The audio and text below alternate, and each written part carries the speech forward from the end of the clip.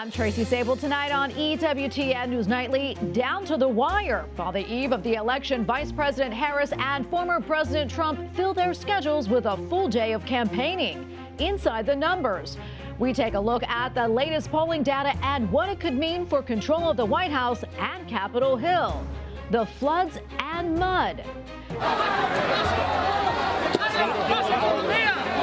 Anger and frustration as the King of Spain visits the epicenter of the Catholic country's deadly disaster. Plus, the heart of our faith. Pope Francis tells the faithful why loving God and those around us is an essential part of being a Christian. These stories and more tonight. From EWTN, the Global Catholic Network, this is EWTN News Nightly. Thank you for being with us on the Feast of St. Charles Borromeo. Our top story tonight, after months of campaigning, the 2024 race for the White House between Donald Trump and Kamala Harris is about to conclude. While tens of millions of Americans cast early ballots, Election Day is officially just hours away. And we begin our team coverage with Owen Jensen, who is keeping an eye on Vice President Kamala Harris and her busy day in Pennsylvania. Owen joins us now. Owen. Hi, Tracy. Good evening to you. This was also a race, you'll recall, that saw President Joe Biden drop out after a very unsteady debate performance earlier this summer. Former President Donald Trump nearly assassinated. Poll after poll revealing a very tight contest, and a Democratic candidate, Kamala Harris, who once had low favorability numbers, suddenly running for the top job with a chance to win. In a last-minute effort to win more votes in the all-important state of Pennsylvania, Vice President Kamala Harris visiting Scranton for what her campaign calls a canvass kickoff. Are we ready to do this? We're ready to get out the vote? We're ready to win? All right, okay. Pennsylvania's 19 electoral votes offer the largest prize among the states expected to determine the Electoral College outcome.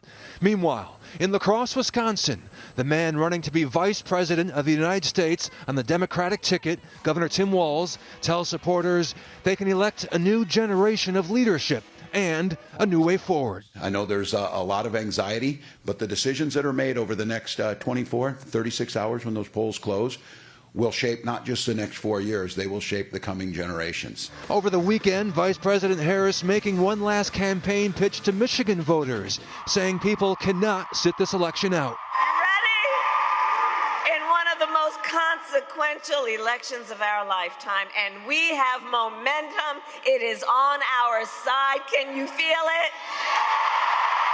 Harris will be watching the results come in from her alma mater, Howard University in Washington, D.C. tomorrow night. Meanwhile, about 77 million Americans have already voted. Harris vying to become the first woman, first black woman, and first person of South Asian descent to reach the Oval Office. The 60-year-old pitching herself as a generational change while emphasizing her support for abortion, promising to codify Roe v. Wade and making abortion more accessible across the nation, with pro-lifers warning there'd be few, if any, restrictions.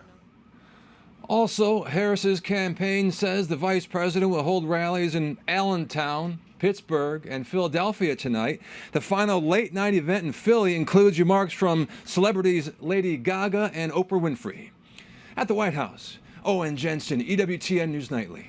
Former President Donald Trump and his running mate, Senator J.D. Vance, were also on the campaign trail in several key battleground states. Capitol Hill correspondent Eric Rosales joins us now with more on Election Eve from West Palm Beach, Florida. Eric. Yes, good evening, Tracy, from a very windy and muggy West Palm Beach, Florida, and where there's something else in the air, that's anticipation as the 2024 election comes winding down. Now, behind me is Mar-a-Lago, and that is where we've been told that the former president, Donald Trump, along with his running mate, J.D. Vance, will be watching the numbers come in tomorrow night with their families. They're going to be having a private party there, and then they're going to be heading about 2.5 miles away. That's over at the convention center, the West Palm Beach Convention Center, where security is very, very tight there. When we arrived this afternoon, workers were installing about a 10-foot high fence around the entire complex. Barricades are in place and some of the streets are actually closed. As for the campaign trail, the former president started his final day in the battleground state of North Carolina, promising to close the southern border and hold Mexico responsible. If they don't stop this onslaught of criminals and drugs coming into our country, I'm going to immediately impose a 25% tariff on everything they send in to the United States of America. If that doesn't work, I'll make it 50. And if that doesn't work, I'll make it 75 for the tough guys, and I'll make it 100. Then I'll make it 100. Meanwhile, his running mate, Senator J.D. Vance, was firing up supporters in Wisconsin, which President Biden narrowly won in 2020. When Donald J. Trump was president, inflation was at 1.5%. When Donald J. Trump was president, wages were fast rising at the fastest rate in 40 years in the United States of America. When Donald Trump was president, the border was secure and the world was at peace. That's a hell of a record. Carolyn Lovett, the Trump campaign's national press secretary, tells me the two are not taking anything for granted and are hitting the battleground states hard. He'll close out this historic campaign in Michigan, just like he did in 2016 and 2020, bringing his closing argument to as many voters as possible in these battleground states. And the closing argument is simple. Kamala Harris broke it, and Donald Trump will fix it. She adds election security is a top priority.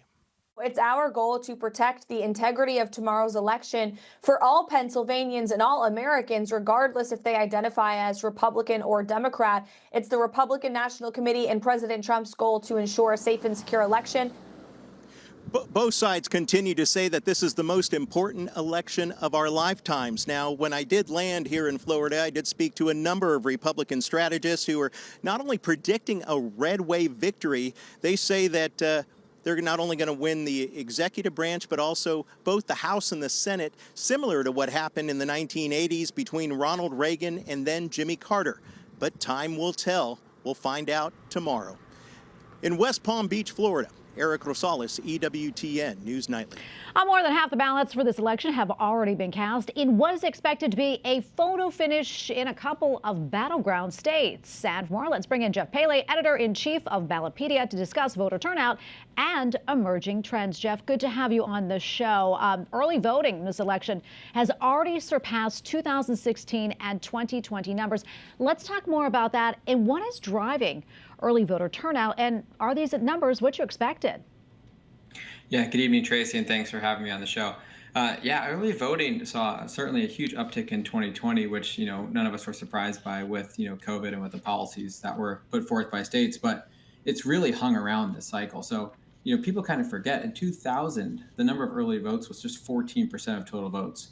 We're probably looking at, we'll probably eclipse 50% of the overall vote will have come in early, depending, of course, on how many people show up tomorrow. So, yeah, there's a lot more people that are voting early, and probably coincidentally, just because it's a lot more convenient, you can plan ahead. So, remains to be seen what that will mean for future cycles ahead. Yeah, I want to talk about polls now. I mean, many of the major polls have Vice President Harris and former President Trump basically neck and neck in the battleground states, obviously indicating an extremely tight race. But is there one particular group of voters that you think highly favors one candidate over the other? And could that group make a difference in this race, do you think? Yeah, there's been a lot of polling, of course, and if anyone wanted to read all of the polls, they could have a lot of fun trying to figure out which groups were behind which candidates. There's been certainly a lot of talk about male voters for Trump, or female voters and stay-at-home moms, wives, everything like that for Kamala Harris. Really, it's probably all about turnout. Turnout in this country is still around 50-60%. Which means both candidates run their campaigns trying to get out their vote as much as they can. We've really seen that over the last few weeks. It's less about trying to convince the undecided voters, and it's more about trying to convince your base, your supporters, to come out in higher numbers than your opponent.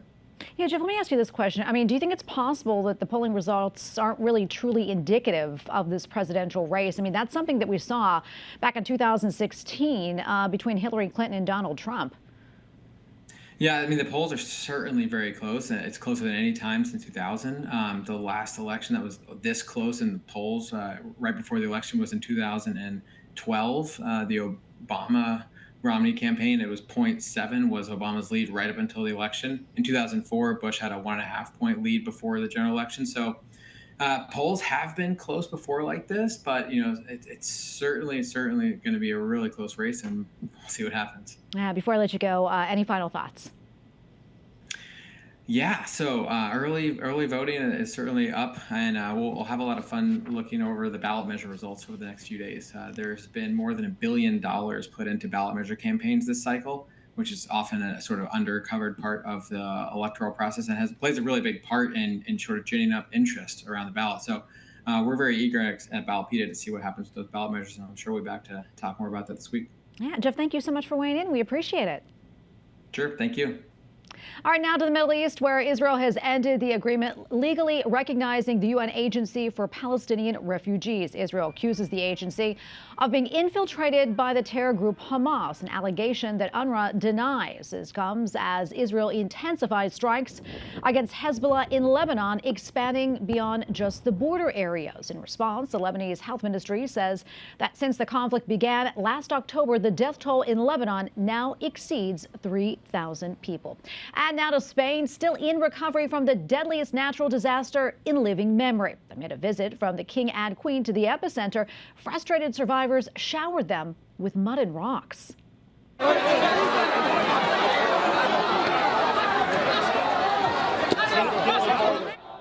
The king and queen were there to discuss the recovery with the country's prime minister. It has been 4 days since a tsunami-like floods swept through the southern outskirts of Valencia. Authorities have recovered more than 215 bodies and are still searching for more. Back here in the United States, Quincy Jones, musician, composer, producer, and recording artist whose career spanned decades, has died at the age of 91 years old. His publicist said that Jones passed away peacefully on Sunday night, surrounded by his family. Jones leaves behind a vast legacy of his work. He is probably known best as the producer of Michael Jackson's Thriller album. He also collaborated with stars such as Stevie Wonder, Frank Sinatra, and Ray Charles. His list of honors includes multiple Grammys, an Emmy, and a humanitarian award at the Oscars. And we have a lot more still to come here on EWTN News Nightly, including it's a big issue, abortion. Voter views on it could decide who becomes the next president. We'll look at where the candidates stand on it. And a look at the role the Supreme Court could play in this election.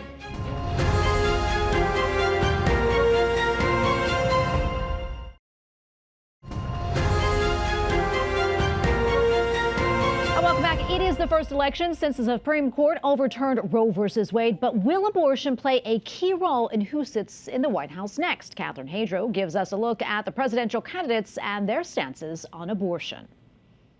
The fundamental freedom of a woman to make decisions about her own body. IVF, fertilization. I'm like the father. I consider myself to be the father of fertilization. In the race for the White House, the pro-life movement has lost the little ground it had. The Democratic Party has fully embraced abortion with no limits on gestation. And the Republican Party is slowly stepping away from protecting life. We'll stop Donald Trump's extreme abortion bans because we trust women to make decisions about their own body and not have their government tell them what to do. Harris has extensively reiterated the narrative of choice and freedom used by pro-abortionists during her pro-abortion tour across the U.S. as vice president. She is the first sitting vice president to visit an abortion facility. As the Democratic presidential candidate, she made it the center of her campaign, vowing she would federally protect abortion as a so-called right. And I pledge to you, when Congress passes a bill to put back in place the protections of Roe v. Wade, as President of the United States, I will proudly sign it into law. During an interview with Wisconsin Public Radio, Harris floated the idea of ending Senate filibusters to pass so-called abortion rights legislation. The filibuster rule sets a 60-vote threshold in the Senate to advance legislation. Harris wants a simple majority of 51 votes. She even brought religion into her argument in supporting abortion during her national debate against Trump. And one does not have to abandon their faith or deeply held beliefs to agree. The government, and Donald Trump certainly, should not be telling a woman what to do with her body. Former President Donald Trump has waffled on the issue as far as his own personal vote. He initially said he'd vote in favor of Amendment 4 in Florida, which would expand the abortion window to 15 weeks, saying he thought women needed more than 6 weeks. But after some backlash, he officially pledged to vote no on the radical measure. His stance nationally is to leave it to the states. As far as the abortion ban, no, I'm not in favor of abortion ban, but it doesn't matter because this issue has now been taken over by the states. President Trump has also pledged to support in vitro fertilization and promised voters to federally finance the procedures. As part of our efforts to help working families, I'm announcing today in a major statement that under the Trump administration, your government will pay for, or your insurance company will be mandated to pay for, all costs associated with IVF treatment, fertilization for women, IVF treatment. The running mates of each candidate, Senator J.D. Vance and Governor Tim Walz, have voiced varying levels of support for legalized abortion. Governor Walz removed born-alive protections in his state of Minnesota. How can we as a nation say that your life and your rights, as basic as the right to control your own body, is determined on geography?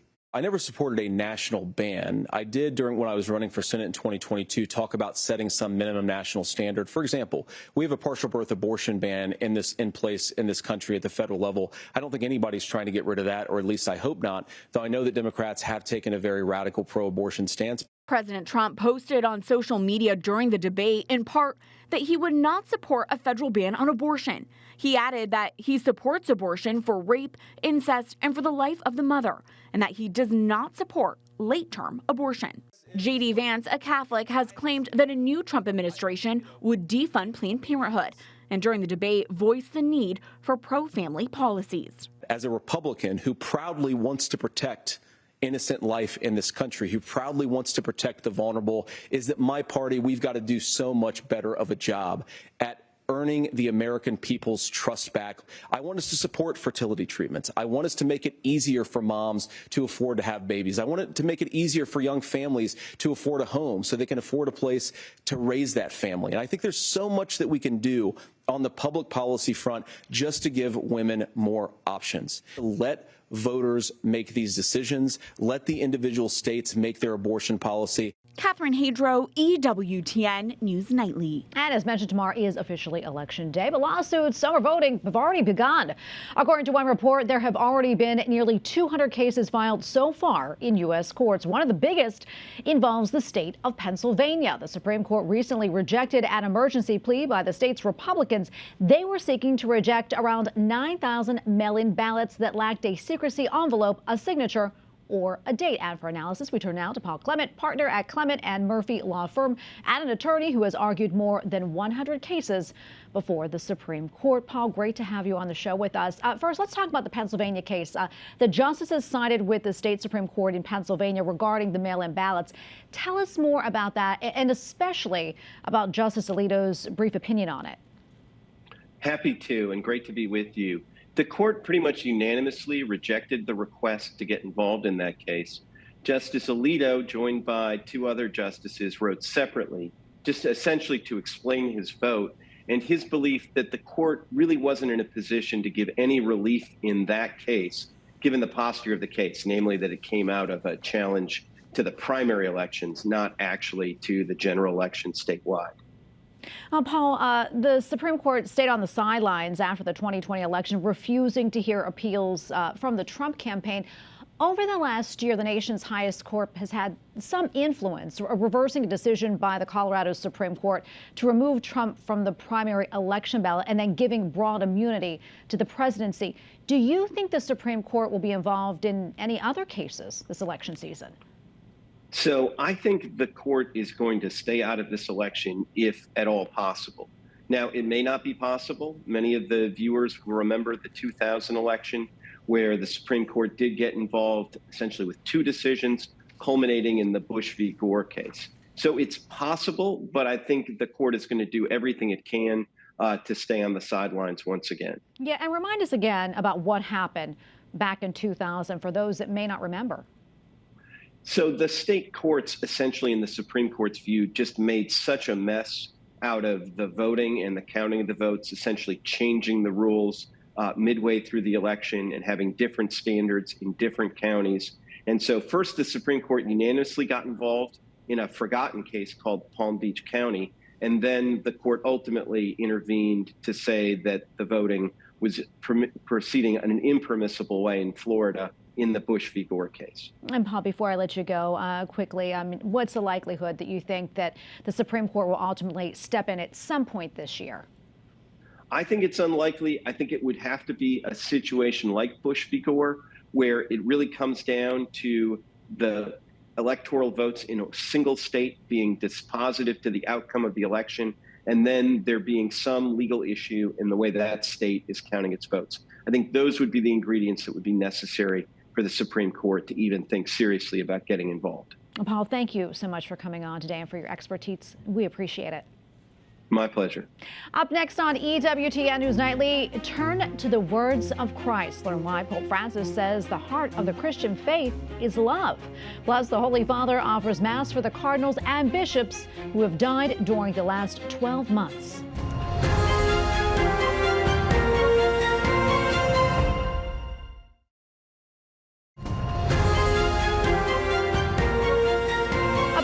Appoints a new leader for the Archdiocese of Milwaukee. Auxiliary Bishop Jeffrey Grob currently serves in Chicago. He was born in Wisconsin and is the son of dairy farmers. He will replace Archbishop Jerome Listecki, who offered his resignation several months ago upon turning 75 years old. The Archdiocese of Milwaukee has around 550,000 Catholics.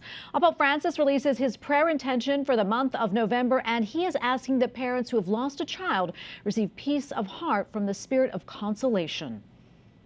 Decir a unos padres que han perdido un hijo. The Holy Father invites the faithful to pray for all parents who have lost a child. He stressed that to offer comfort to these parents, we need to listen to them, to be close with them with love, and care for the pain they feel, imitating how Jesus Christ consoled those who needed it. Pope Francis reminds the faithful that when we feel lost, we can turn to the words of Christ and seek to love both God and our neighbor. E ci chiederà anzitutto sull'amore, come hai amato. During his Sunday address at the Vatican, the Holy Father says the heart of our faith is love, that loving God and those around us is an essential part of being a Christian. Pope Francis also says when the Lord comes again, he will ask us how much we love the people around us. Well, finally tonight, Pope Francis offers Mass for the cardinals and bishops who died over the past 12 months.